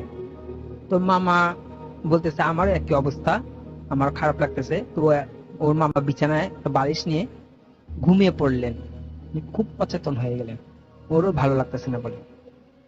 আমি ওকে জিজ্ঞেস করলাম তোমার নাম কি? তো বলতেছে আমি বলবো না। তুমি কোত্থেকে আসছো? বলে না আমি বলবো না, আমি আমার নামও বলবো না, আর আমি এখান থেকে যাব না, আমি সাইমাকে মারবো, সাইমাকে খুব আঘাত করব, ওকে খুন করে ফেলবো, ওকে মেরে ফেলবো। তখন বলছেন সাইমাকে মেরে ফেলবে তুমি কে? তখন বলতেছে আমি ঐশী, আমি সাইমা না। তুমি সাইমা না, ঐশী, ঐশী কে? তখন বলতেছে আমি পড়ি। তো রিক্সাওয়ালাটা নিচে নেমে গেল। আমি ভাবছি হয়তো প্রসাব করতে যাবে, কিন্তু দেখি আর আসে না। 10-15 মিনিটের বেশি হয়ে গেল। তখন আমি রিক্সার বেলটা বাজিয়ে বলতেছি ভাইয়া কোথায় গেলেন, আসেন না কেন? তো দেখি আসে না। আমি হাঁটা শুরু করলাম যে থাক, ও যেখানে যাক। আমি হাঁটা শুরু করে কখন যে পোস্তগোলা থেকে চলে আসছি আমার নিজেও খেয়াল নেই। এসে দেখি সেই রিক্সাওয়ালা ওইখানেই দাঁড়ানো। আমি যখন পাগলার থেকে হাঁটতে হাঁটতে পোস্তগোলার দিকে চলে আসি, ওই রিক্সাওয়ালাকে ওই অবস্থাতে আমি দেখতে পাই ওই জায়গায়। তখন আমি নিজেকে বলি দাঁড়া, তুই জিন না মানুষ আমি দেখবো এখন, তুই কার সাথে এরকম খেলা করিস। তখন সামনে গিয়ে আমি সূরা জিনে 5 আয়াতটা যখন পড়ি, ও রিক্সাওয়ালা আমার উপরে খুব চড়া হয়ে যায় যে তুই আমাকে কেন বিরক্ত করিস, বারবার কেন আমার পিছনে নিস। তুমি কে, মানুষ না জিন? আমি যেই হইতে আমার বিরক্ত করিস কেন? তো আমার ঘাটটা ধরে খুব ঝাঁকি দেয়, এত ঝাঁকি দেয়। তখন আমি ভাবছি যে ঠিক আছে, এটা মানুষ নয়, এটা খারাপ। তখন আমি আবার আয়াতুল কুরসি পড়ি। তখন ওর মধ্যে ও ভ্যানিশ হয় আর কি, দেখা যায় না আর। রিক্সাটা পড়ে থাকে, ও নাই। এরপর যখন আমি বাসায় চলে আসি, বাড়িতে আমার 3 দিন, আমার আম্মু পর্যন্ত এটা খেয়াল করে। বাড়িতে আমি যখন চলে আসি, বাড়ির মধ্যেও আমার একটি অবস্থা হয়। আমার মতো আম্মু মাথার সামনে বসে হাসতে থাকে। আমার আম্মু দেখতেছে, আমি তো আমার রুমে বসা, কিন্তু আমার আম্মু দেখতেছে, আমার আম্মুর কাছে কাছে আমি সবসময় থাকতেছি। এবং প্রায় 20-22 দিনের মতো আমি 1 গ্লাস পানি পর্যন্ত খেতে পারিনি। কোনো খাওয়া দাওয়া সব বন্ধ ছিল, কোনো খাওয়া দাওয়া করতে পারিনি, 1 গ্লাস পানিও না। আম্মু আমাকে নিয়ে খুব বকাঝকা করে, এতে আম্মুর উপরে একটু সমস্যা দেখা দেয়। আম্মুর হাতে একটু আঘাত পায়, আম্মুকে ধাক্কা দেয়, এবং আম্মু সচক্ষে দেখে যে আমি আম্মুর মাথার সামনে বসে হাসতেছি বা আম্মুকে ভয় দেখাচ্ছি। আম্মু আমাকে বলতেছে কি ব্যাপার, তুই আমার পিছনে এরকম কেন করিস? তা বলছি দেখেন আমি তো ঘরে। পরে আম্মু দেখতেছে যে হ্যাঁ আমি তো ঘরেই, কিন্তু আমার মতো পুরো আমার ঠিক এরকম এরকম আম্মুর সাথে খেলা করে। আমি বলছি ঠিক আছে, আজকের থেকে আর হবে না, আমি দেখতেছি। তখন আমি রাতে বসে জানিয়ে দিই যে দেখো, আমার সাথে কোনো সমস্যা করো না, সাইমাকে তুমি রিটার্ন দিয়ে দাও, সাইমাকে কোনো ক্ষতি করবে না, তোমার জায়গায় তুমি চলে যাও, আর আমি তোমাকে আটকে রাখবো, তোমাকে সমস্যা করে ফেলবো। এখন আলহামদুলিল্লাহ ভালো আছি, আম্মু খুব ভালো আছে, কোনো সমস্যা এখন দেখা দিতেছে না, মোটামুটি ভালোর দিকে আমি। ওকে, থ্যাংক ইউ ভেরি মাচ আপনার ঘটনার জন্য। আমি দেখতে পাচ্ছি আমাদেরকে আক্তার হোসেন SMS করেছেন এবং আমাদেরকে দেখতে পাচ্ছি সুচল SMS করেছেন। আচ্ছা, আমরা SMS পরে পড়ি। আমরা আরেকটা ঘটনায় চলে যাই। আপনার নামটা আরেকবার প্লিজ একটু বলবেন, তারপর আপনার ঘটনা শুনবো আমরা। সেকেন্ড যে ঘটনাটা আপনার আছে সেটা আমরা একটু শুনে ফেলি। থ্যাংক ইউ রাসেল ভাই। This is Sajid again. Hello listeners. Rasel ভাই, এখন আমি যে ঘটনাটা শেয়ার করতে চাচ্ছি এটা হচ্ছে একটা বাড়ি কেন্দ্রিক। বাড়িটা ঢাকাতেই, বাট বাড়িটা কোথায় আমি অ্যাড্রেসটা বলছি, লোকেশনটা আমি উজ্জ্বল রাখছি। ওকে, আচ্ছা, আমি ঘটনা শুরু করি। তো রাসেল ভাই, এই বাড়িটা হচ্ছে অনেক পুরাতন বলতে এটা 1960s, হ্যাঁ 1960 সালের দিকের বাড়ি তৈরি করা এটা। তো ওই এলাকাতে এটা হচ্ছে অন্যতম প্রধান একটা পুরাতন বাড়ি, মোটামুটি সবাই চেনে, বেশ একটা পরিচিতি আছে এই বাড়িটার। তো ওই বাড়িটাতে কিছু প্রবলেম আছে, স্টিল নাও এখনো হচ্ছে প্রবলেম গুলা। তো ওই বাড়িটায় যে ধরনের প্রবলেম গুলো হয় বা যারা ফেস করছে ওইখানে, আমি নিজে তার একজন সাক্ষী, আমি নিজে ফেস করছি, প্লাস আমি সহ আরো বেশ কিছু মানুষ ওই বাড়িটাতে অনেক কিছু ফেস করছে, অনেক কিছু নোটিস করতে পারছে তারা। তো রাসেল ভাই, বাড়িটাতে ঘটে যাওয়া কিছু ঘটনা আমি শেয়ার করছি এখন, খণ্ডকালীন ভাবে একটু শেয়ার করছি। তো রাসেল ভাই, আমার নিজের সাথে ঘটে যাওয়া যে ঘটনাটা ওই বাড়িতে প্রথম, সে ঘটনাটা ঘটে 2014 সালে। 2014 সালে আমি সেই বাড়িটাতে যাই। তো ওটা হচ্ছে আমার ফ্রেন্ডের বাসা। তো আমি আমার ফ্রেন্ডের বাসার নিচে গিয়ে আমি আমার ফ্রেন্ডকে কল করি, আমার ফ্রেন্ড ফোন পিক করে বলে যে ঠিক আছে আমি উপরে আছি, তুমি উপরে চলে আসো।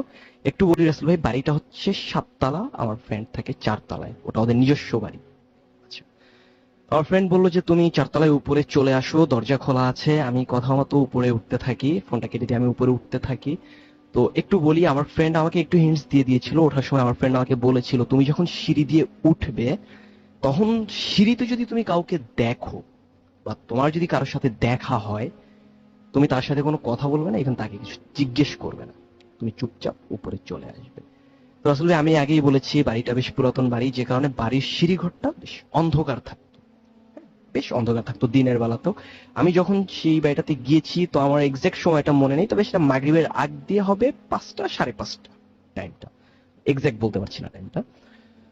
আমি যখন সিঁড়ি দিয়ে উঠি, আসলে আমি যখন দোতলাতে উঠি, দোতলা থেকে সেটা একটু রাউন্ড করা ছিল, রাউন্ড স্টাইলের ছিল। তো আমি যখন দোতলাটা ক্রস করে 3 তলাতে যখন যাব, ঠিক 3 তলার ফার্স্ট স্টেপ সিঁড়িটাতেই আমি দেখতে পাই একজন বৃদ্ধার মতো মহিলা বসা। বাট তার চেহারায়, হ্যাঁ তো বয়স খুব বোঝা যাচ্ছে, কিন্তু তার চেহারায় বা অত একটা বোঝা যাচ্ছে না বয়সের ছাপটা, কিন্তু তার হাতের দিকটা চামড়াগুলো বেশ কোচকানো এবং বেশ শুকনো। সে, তার মুখে মলিন একটা হাসি ছিল। সে ফার্স্ট স্টেপটাতে বসা। তো আমি যখন তাকে ক্রস করতে যাব, তখন আমি তার দিকে আরেকবার খেয়াল করলাম, স্টিল সে তখনও বসা। বাট আমি তখনই আমার ফ্রেন্ডের জিনিসটা আমার মাথায় আসলো। আমি আমার ফ্রেন্ডের কথাটা আমি মাথায় রাখলাম। আমার ফ্রেন্ড বলেছিল যে যদি আমার কারোর সাথে দেখা হয় বা আমি যদি কাউকে দেখি, আমি যেন কোনো কথা না বলি বা তাকে যাতে কিছু জিজ্ঞেস না করি। তো যথারীতি আমি তাকে পাশ কাটিয়ে চলে যাচ্ছিলাম। আমি যখন 3 তলা থেকে 4 তলাতে যখন ফার্স্ট স্টেপের সিঁড়িটাতে পা দিব, তখন দেখলাম যে আমার ফ্রেন্ড সিঁড়িতে দাঁড়ানো, তার হাতে মোবাইলের ফ্ল্যাশ লাইটটা জ্বালানো ছিল। তা আমি আমার ফ্রেন্ডকে দেখে আমি আমার ফ্রেন্ডকে সাথে সাথে জিজ্ঞেস করলাম যে আমি তো নিচের সিঁড়িতে কেউ, ঠিক ইমিডিয়েট নিচের সিঁড়িটাতে আমি কেউ একজনকে বসা দেখলাম, বৃদ্ধার মত কেউ একজনকে বসা দেখলাম। আমার ফ্রেন্ড বললো যে চোখের ভুল। সে বললো যে এটা আমার চোখের ভুল, আমার ভ্রম হয়েছে, আমি কাউকে ওখানে দেখিনি। আমি জোর করে বললাম যে ট্রাস্ট মি, আমি দেখেছি তাকে, আমি তাকে দেখেছি। সে বললো যে না, আমি বলছি ভুল, তুমি কাউকে দেখোনি। আমি বললাম যে বিলিভ মি, তুমি চলো আমার সাথে, সে এখনো আছে। স্টিল আমি তাকে 1 মিনিট আগে দেখে আসছি, তুমি চলো আমার সাথে, সে এখনো আছে। বাট আমার ফ্রেন্ড বললো যে ওকে ফাইন, দেখতে হবে না, তুমি আমার সাথে চলো, আমি জানি কে বসা। আমি সাথে সাথে জিজ্ঞেস করলাম কে উনি। তো বললো যে বাসায় চল, পরে বলছি। তো আসলে আমি যথারীতি বাসায় চলে আসলাম, ওর রুমে ঢুকলাম। আমরা তখন আমি ওকে জিজ্ঞেস করলাম যে আসলে উনি কে। তখন ও আমাকে কিছু অবাক করা ইনফরমেশন দিল, যেগুলো আমি শুনলাম। ইনফরমেশন গুলা, যে ইনফরমেশনটা আমাকে দিচ্ছে যে ওর কথা মতো ওদের এই বাড়িটাতে স্টিল নাও 6 জন পরি, একজন জিন আছে, স্টিল নাও এখন পর্যন্ত।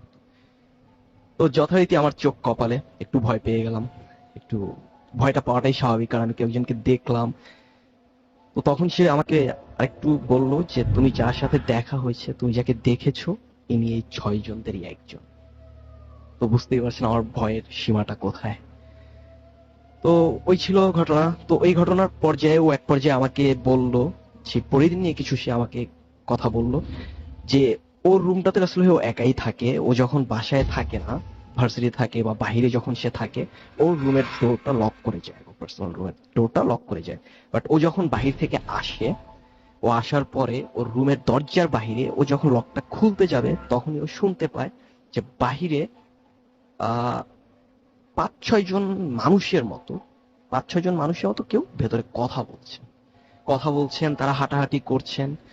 ও কথা শুনতে পায়, যে আপনি জানেন যে 5-6 জন মানুষ এক জায়গাতে কথা বললে কেমন একটা গুম গুম আওয়াজ হয় বা মানুষ, এটা বোঝা যায়। বাট ও শুনতে পাচ্ছে কথা বলছে, কিন্তু তাদের কথার ভাষাগুলোর কাছে ক্লিয়ার না। তো ও তড়িঘড়ি করে রুমের লকটা খোলে। ও যখন রুমে ঢোকে, বাট ও কাউকে দেখতে পায় না, ও কাউকেই দেখতে পায় না। ওর রুমের সব জায়গাতে সার্চ করে, ইভেন ওর রুমের অ্যাটাচড যে ওয়াশরুমটা আছে সেটা খুলে দেখে, সার্চ করে, বাট সেখানেও কেউ নাই, কোথাও কেউ নাই।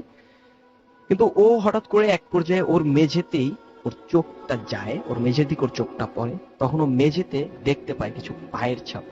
লাইক আপনি যদি কোনো ফ্লোরের উপর দিয়ে ভেজা পানি হাঁটেন, যে পানির একটা ছাপ পড়ে থাকে, সেরকম ছাপ, পায়ের ছাপ। বাট সেই পায়ের ছাপগুলো কোনো স্বাভাবিক মানুষের পায়ের ছাপের মতো না। সেই পায়ের ছাপগুলো ছিল স্বাভাবিক মানুষের পায়ের তুলনায় অনেক বড়, অনেক বড়। আর আরেকটু বলে রাখি, ও যখন বাহিরে থাকে, তখন ও বাহিরে যখন ওর রুমটা রেখে যায় যেভাবে, তো ও যখন বাসায় ফিরে আসে, ও টোটালি দেখে রুমের পরিবেশটা চেঞ্জ। Totally change. ও যেভাবে রেখে যায় ওভাবে ও কোনো কিছুই পায় না। পায় না। একটু এলোমেলো থাকলে এসে দেখে ঘরটা গোছানো, কেউ নিজের হাতে গুছিয়ে রেখেছে। ও আমাকে যেটা বলেছে এরকম হয় যে ও ল্যাপটপটা বেডে রেখে যায়, কিন্তু ও এসে দেখতে পায় ল্যাপটপটা টেবিলের উপরে রাখা, বা মাঝে মধ্যে এরকম দেখে ফ্রিজের ডোর ওপেন করা। হ্যাঁ, জানালা বন্ধ থাকলে সেই জানালাটা এসে ওপেন পায়, জানালার পর্দাগুলো সরানো থাকে, এরকম অনেক কিছু করতে থাকে। তো এই ছিল একটা স্টোরি। আর আরেকটা স্টোরি আছে, আমি খণ্ডকালীন বলছি ঘটনাগুলো।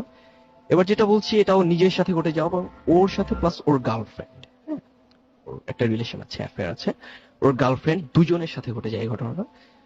তো আসলে ভাই এই ঘটনাটা ঘটে 2013-র দিকে। ও আমাকে যেটা বলে, হ্যাঁ 2013-র দিকে, ও এক্সাক্ট মাসটা বা দিনটাও বলতে পারি না, ও বলেছে 2013-র দিকে, ওর টোটাল মনে নাই এক্সাক্টটা।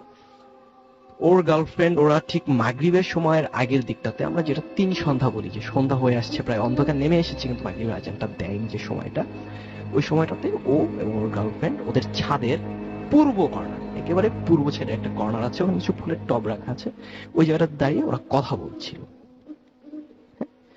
তো কথা বলার এক পর্যায়ে ওরা দুজনই দেখতে পাইছে, দুজনই দেখে যে হঠাৎ করেই দেখে ওইখানে আসলে আসার কথা না ওখানে, বা থাকার কথা না, কিন্তু দেখা যায়, এটাই হচ্ছে অবাক করার ব্যাপার, যে দেখা যায় যে ওদের সামনে 6টা কালো বিড়াল বসা, লাইন ধরে একদম। একদম লাইন ধরে এক সিরিয়ালে বসা, লাইন ধরে, এবং প্রত্যেকটা বিড়ালই কুচকুচে কালো, এবং তাদের চোখগুলো রক্ত লাল, এবং তাদের দৃষ্টি তাকানোর ভাবভঙ্গিটা ছিল এরকম যে ওরা বিরক্ত, ওরা খুব রাগ, কোন একটা বিষয় ওদের খুব ক্ষোভ, খুব আছে, আচ্ছা, ওকে। জিনিসটা ওরা দেখতে পায়। তো হুম, হুম। জিনিসটা ওরা, আমার ফ্রেন্ড যেটা আমাকে শেয়ার করলো, যে আমাকে বললো যে ওরা জিনিসটা খুব বেশি দেখতে পায় না, 15 সেকেন্ডের মতো ওদের চোখের সামনে বিড়ালগুলো ছিল, ওরা ওই জিনিসটার দিকেই খেয়াল রাখে, বিড়ালগুলোর দিকেই খেয়াল রাখে, জাস্ট ওদের চোখের সামনে ওরা 15 থেকে একটু বেশি হবে সেকেন্ডসের মধ্যে বিড়ালগুলো নাই, সেখানে কোনো বেড়ালই নাই। ওরা পুরোটা ছাদ সার্চ করে, কোনো বেড়াল ওরা দেখতে পায় না, কোনো বেড়ালের কোনো অস্তিত্বই নাই ছাদে। তো এটা দেখার পরে ওর মনে পড়ে যে ওদের একটু প্রবলেম আছে, বা বাসাতে একটু সমস্যা আছে। তো ওর গার্লফ্রেন্ডকে নিয়ে তড়িঘড়ি করে নেমে আসে, যে সময়টা খারাপ, আমাদের এখন থাকাটা উচিত হবে না, চলো আমরা চলে যাই। তো ওরা নিচে চলে আসে। রাসেল ভাই, ওইখানেই ঘটনাটা শেষ না, এরপরে যেটা ঘটে, যে আমার ফ্রেন্ড যেটা বলে, সেদিনের পর থেকেই আমার ফ্রেন্ডের যে গার্লফ্রেন্ড, ও ভয়াবহ ভাবে অসুস্থ হয়। ঠিক সেদিন রাত থেকে শুরু করে তার পরবর্তী 31 দিন পর্যন্ত ওর গার্লফ্রেন্ডের ভয়াবহ জ্বর থাকে, ভয়াবহ জ্বর থাকে। একটু বলে, আমি একটু মিস্টেক করে গেছি, যে ঘটনাটা যেদিন ঘটে, ওই যে বিড়ালগুলো যেদিন দেখতে পায়, সেদিন রাতে ঘুমানোর পরে সকালবেলা যখন ওর গার্লফ্রেন্ড ঘুম থেকে ওঠে, সে দেখে তার প্রচন্ড শরীর ব্যথা, সে বেড থেকে উঠতে পারতেছে না, বাট সে খুব কষ্ট করে তার ওয়াশরুমে যায়, এবং ওয়াশরুমে গিয়ে সে ঢুকতেই, ওয়াশরুমের ডোরটা খুলতেই লুকিং গ্লাসটা, সে লুকিং গ্লাসে দেখতে পায় নিজেকে, তার কাঁধে, তার বাহুতে, তার হাতের কবজির কাছটাতে, এবং হাতের কবজির কাছটাতে, বাহুতে, কাঁধে, মাথার পেছনের দিকে প্রচন্ড রকমের তীক্ষ্ণ ভাবে কোনো হিংস্র জন্তুর আঁচড়, খামচি দিলে যেভাবে একটা দাগ হয়ে যায়, সেরকম একটা দাগ প্রত্যেকটা জায়গাতে, এবং দাগগুলো খুব তাজা, মনে হয় যেন তাকে এই মাত্র দেয়া হয়েছে। হ্যাঁ, রিসেন্টলি দেওয়া হয়েছে। হুম, হুম। তো এরপর থেকে সে অসুস্থ হয়ে যায়। আমি যেটা বলছিলাম, যে 31 দিন ভয়াবহ জ্বর, তাকে ডাক্তার দেখানো হয়, বাট কিছুতেই কিছু না। অনেক ডাক্তার দেখানো হয়, অনেক ভালো ভালো ডাক্তার দেখানো হয়, বাট কিছুতেই কিছু হচ্ছিল না। ঠিক 31 দিন পরে সে মানে সুস্থ হয়ে যায়, তার আর কোনো প্রবলেম হয় না, তাকে কোথাও যেতে হয়নি, কিছুই করতে হয়নি। ঠিক 31 দিন জ্বরটা স্টে করেছিল। তো আসলে ভাই আরেকটা ঘটনা আছে, আমি একটু বলি, যেহেতু খণ্ডকালীন ঘটনাগুলো বলছি। আচ্ছা, এবার- এই ঘটনাটা বলার আগে আমার একটা ছোট্ট ব্রেক নিতে হবে, এবং ব্রেকের পরে আমরা আবারও ফিরে আসবো, কিছু করার নেই। এবং ব্রেকের পরে আমরা এই ঘটনার যে লাস্টের যে আরেকটা খণ্ডকালীন আরেকটা, ওয়েলকাম ব্যাক। শুনছিলাম সাজিদের কাছে ঘটনা, এবং আমরা কোনো কথা না বলে সরাসরি ঘটনার পরের অংশে চলে যাই। জি, থ্যাংক ইউ রাসেল ভাই। Hello listeners, this is Sajid again.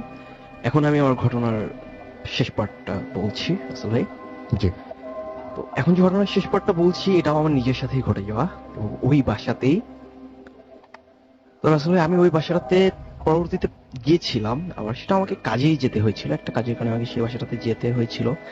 তো এবার আমি যখন সেই বাসাটায় যাই, তখন আমি বাসাটায় 6:30টার দিকে চলে যাই, আমার ফ্রেন্ড হুম। ছিল বাসায়। তো বরাবর মতো বাসায় উঠে যাই, ওর সাথে আড্ডা দিই। তো বাসার ছাদে আমরা যাই, বাসার ছাদে আমার ফ্রেন্ড বলছিল যে আমরা বাসার ছাদে গিয়ে এবং আড্ডাটা দিই। আমরা বাসার ছাদে যাই। তো আসলে একটু আপনাকে বলি, যেহেতু বাড়িটা অনেক পুরাতন, আপনি নিশ্চয়ই জানেন যে আগের দিনের পুরাতন বাড়িতে যে বাসার ছাদগুলো করা হতো, সেই ছাদের উপর যে পানির ট্যাঙ্কিটা থাকতো সেটা সিমেন্টের বড় করে ট্যাঙ্কি করা থাকতো। যে এখন যেমন প্লাস্টিকের ট্যাঙ্কিগুলো এরকম না, সিমেন্টের বড় একটা তৈরি ট্যাঙ্কি ছিল। তো আমরা সেই ট্যাঙ্কিটার উপরে বসি। তখন ঘড়িতে সময় বাজে 7টা, সন্ধ্যা 7টা। তা আমি এবং আমার ফ্রেন্ড দুজনেই সেখানে বসি। তো একটু বলি, আমি যেটা বসেছিলাম তা আমি মানে উত্তরমুখী হয়ে বসেছিলাম, দক্ষিণটা আমার পিছনে ছিল। তো সেই ছাদের দক্ষিণ পশ্চিম কর্নারে ঠিক বলবো না, দক্ষিণ সাইডেই বলা যায়, একটা স্ট্যান্ড ছিল যেটা আমার থেকে হাত 5-6 পেছনে হবে স্ট্যান্ডটা, রেলিং এর সাথে। তো সেখানে একটা ছোট টিউব লাইট ছিল, ছাদটাকে একটু আলোকিত করে রাখার জন্য টিউব লাইট ছিল। তো সেই টিউব লাইটটা জ্বলছে রীতিমতো। তা আমরা কথা বলছিলাম, আড্ডা দিচ্ছিলাম বিভিন্ন বিষয় নিয়ে। তো আপনি জানেন যে যেহেতু আমি উত্তরমুখী বসেছিলাম আর দক্ষিণ দিকে ছিল সেই লাইট ল্যাম্পপোস্টটা, তো আপনি জানেন যে আপনি যদি লাইটের সামনে বসেন, লাইটটা যদি আপনার পেছনে থাকে, তাহলে অবশ্যই কিন্তু আসলে আপনার ছায়াটা আপনার সামনে হবে। আমি যখন বসেছিলাম, বাট কথা বলার এক পর্যায়ে আমি খেয়াল করলাম আমার নিজের ছায়াটা আমার সামনে নেই, আমার নিজের ছায়াটা আমি দেখতে পাচ্ছি না। তো কোনো কারণে আমি হঠাৎ ঘাড় ঘুরাই, 1 থেকে 2 সেকেন্ডের ব্যবধানে আমি ঘাড় ঘুরাই আমি আমার ডান পাশে দেখতে পাই। যেটা দেখতে পাই সেটা আসলে কখনোই এক্সপেক্ট করিনি, আসলে চিন্তায় ছিল না। আমি দেখতে পেলাম আমার ডান পাশে বিশাল লম্বা একটি ছায়া, বিশাল কালো লম্বা একটি অবয়ব, যেটা ছায়ার মতো অনেক দূর অবধি, একেবারে সেই ছাদের পূর্ব কোণা পর্যন্ত। ছাদটা অনেক বড়, ছাদের পূর্ব কোণা পর্যন্ত বিশাল লম্বা একটি ছায়া। তো একটা কথা হচ্ছে যে আমার ছায়াটা তো কখনোই আমার পাশে পড়ার কথা না, যেহেতু আমার লাইটটা আমার পেছনে আর আমি ছিলাম বসা, অবশ্যই আমার ছায়াটা দাঁড়ানো হবে না। তো এটা দেখে আমি একটু ঘাবড়ে যাই, আমি একটু ভয় পাই। তখন আমি আমার ফ্রেন্ডকে কিছু জানাই, আমার ফ্রেন্ড কথা বলে যাচ্ছে।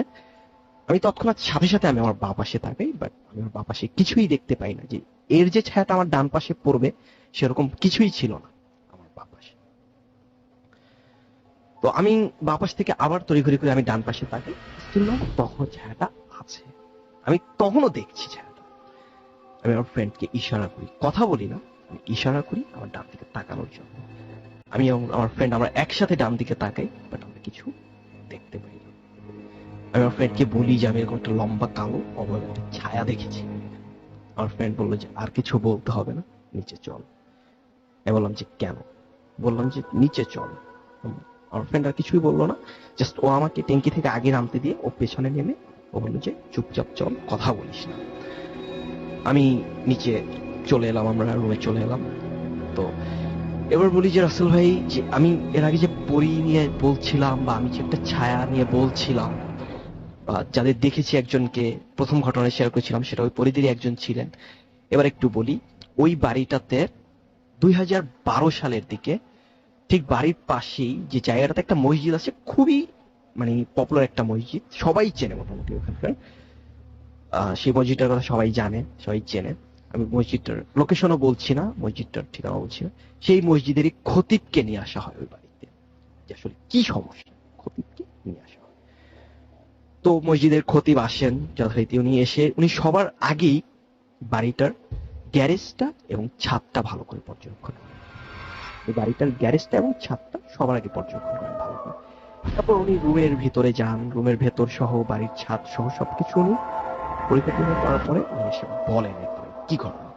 তখন উনি ছাদে যেটা হয় যে উনি যখন তদন্তে আসেন বা কি ব্যাপারটা বোঝার জন্য আসেন, তখন ছাদে বসে ওনার সাথে কথা হয় এবং উনি পরবর্তীতে সেটা এসে জানান, যেটা যে আমি ছাদে কথা বলেছি এবং উনি বলেছেন যে এই বাড়িতে 6 জন পরী এবং 1 জন জিনের উপস্থিতি আছেন।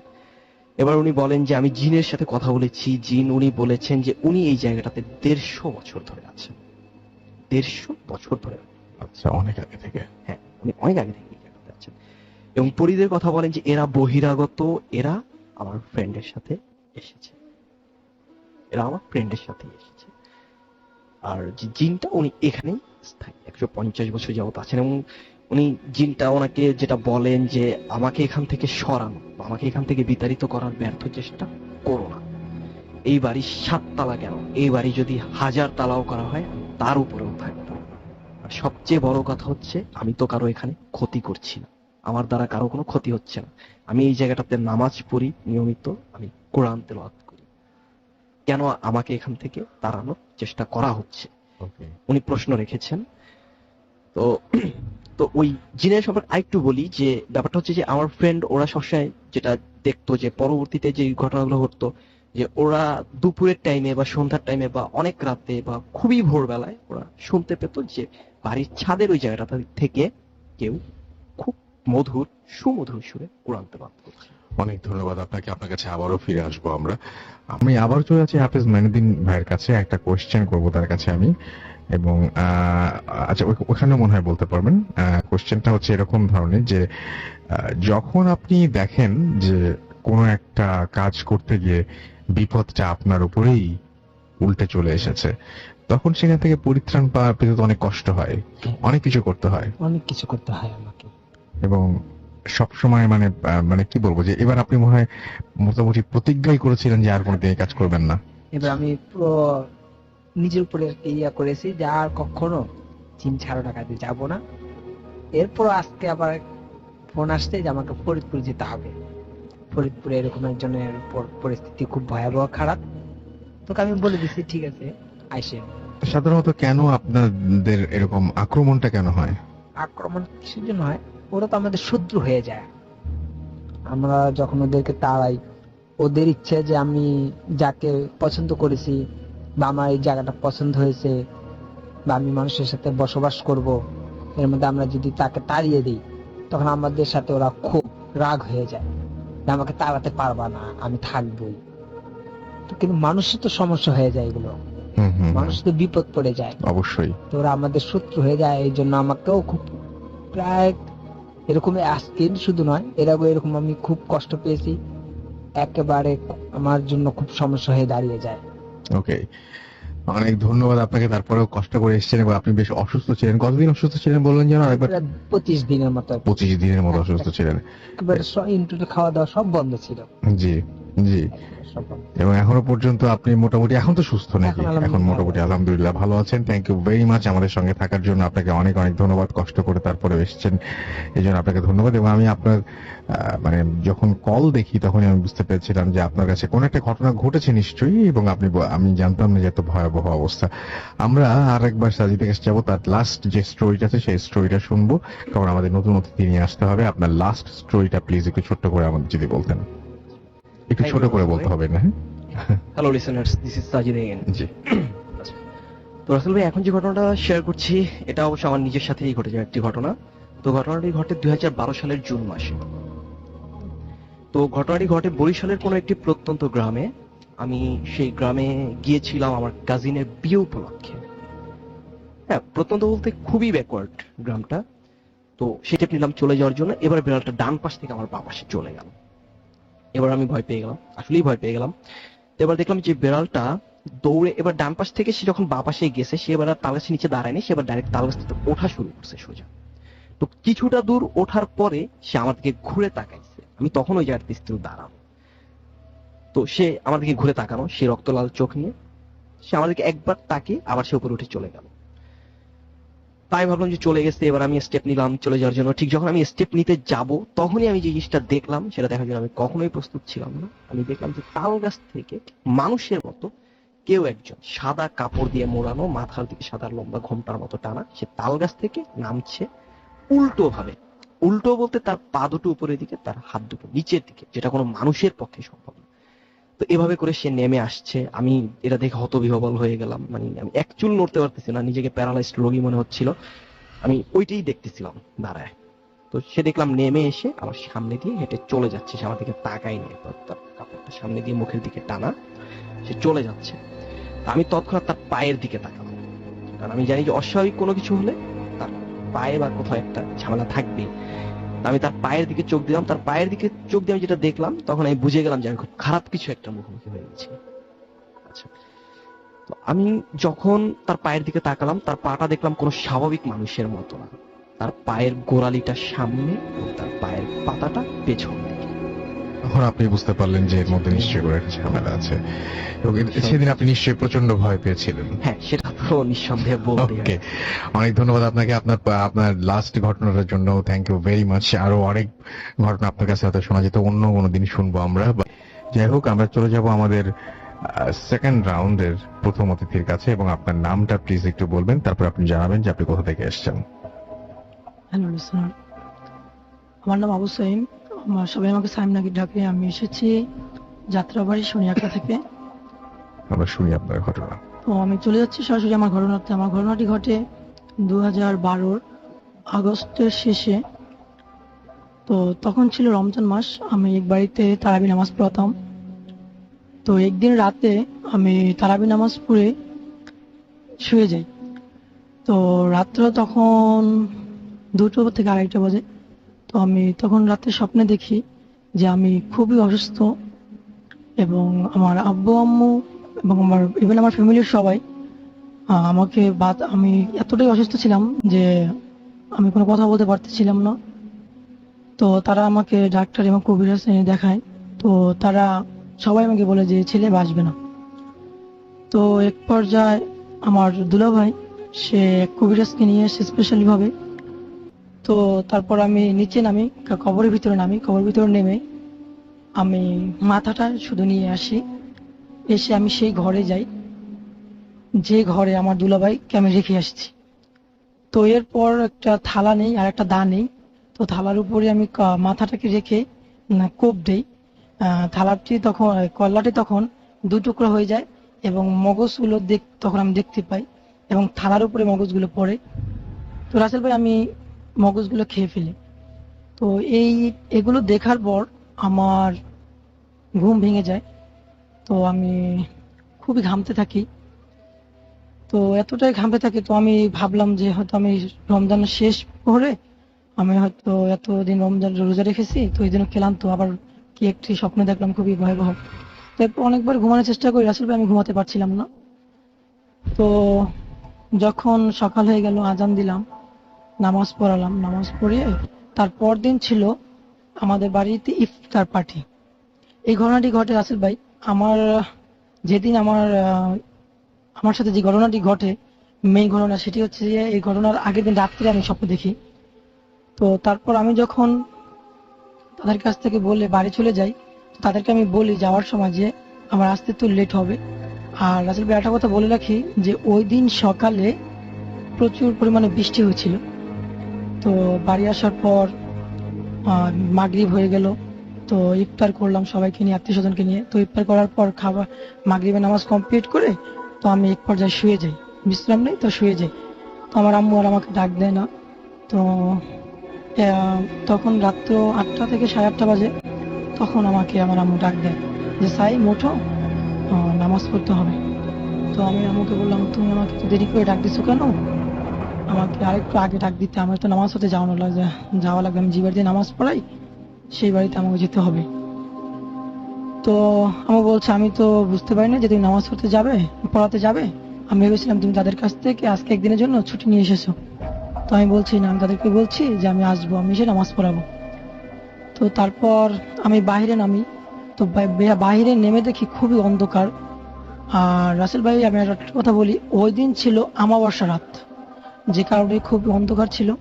তো আমার আম্মুকে বলি, আম্মু আমার একটা টর্চ লাইট আছে, তার 4 থেকে 5 দিন আগে আমি সেই টর্চ লাইটটা কিনি, ইভেন কোনো চার্জ দেইনি, যে কারণে আর কি আলো সর্বদা কম ছিল। তো আমি আম্মুর কাছে বলে আমার কাছ থেকে দোয়া নিয়ে আমি রওনা হলাম সেই বাড়িতে। তো আমি যখন 15 থেকে 20 মিনিট যাই হাঁটতে হাঁটতে আমার বাড়ি থেকে, আমি যে বাড়িতে নামাজ পড়াই সেই বাড়িতে যেতে আমার সময় লাগতো 35 থেকে 40 মিনিটের মতো।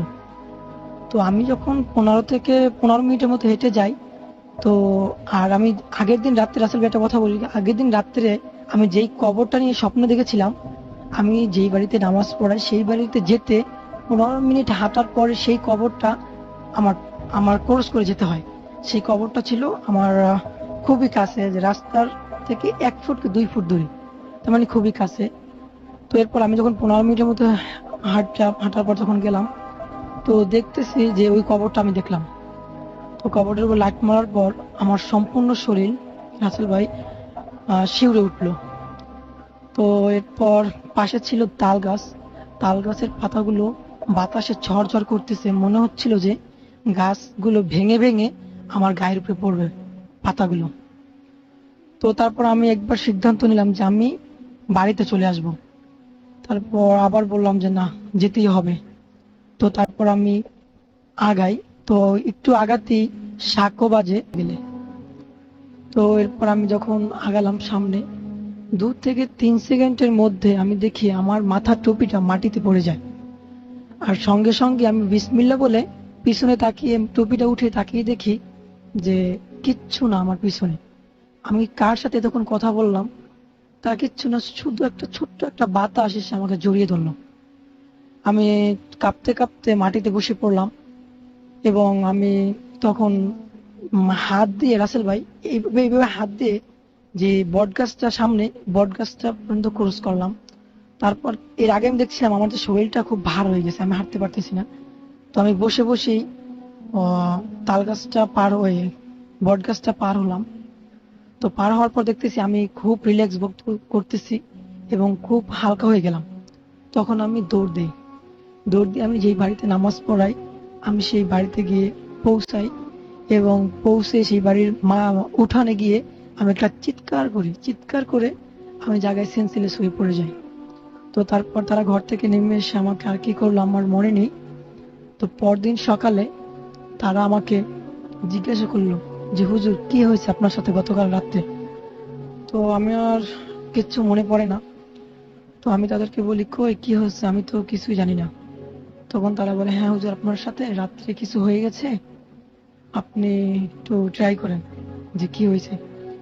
তো তারপর আমি আমি যে রুমে থাকতাম সেই রুমে গেলাম। যাওয়ার পর টুপিটা এবং পাঞ্জাবিটা নেই।